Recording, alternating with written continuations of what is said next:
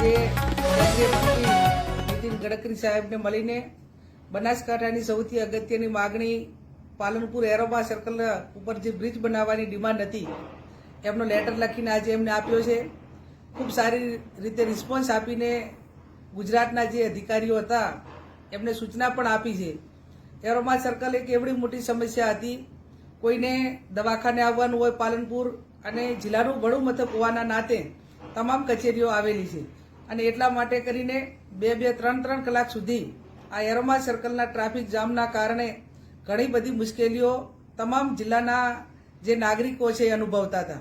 અને એટલા માટે કરીને જ્યારે લોકસભાની ચૂંટણીમાં પણ અમે કહ્યું હતું કે આપના આશીર્વાદ થકી સંસદ સભ્ય બનવાનું થશે તો 100% આ એરોમા સર્કલનું જે ટ્રાફિક જામ છે અને બ્રિજ બનાવવા માટેની જે માગણી છે એને કેન્દ્ર સરકારમાં રજૂઆત કરીને આગળ વધારવા માટેના પ્રયત્નો કરીશું.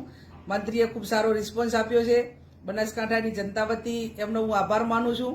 એમને બાયપાસ અથવા બ્રિજ બેમાંથી પહેલું શું બનાવવું એ માટે પણ મને વાત કરીને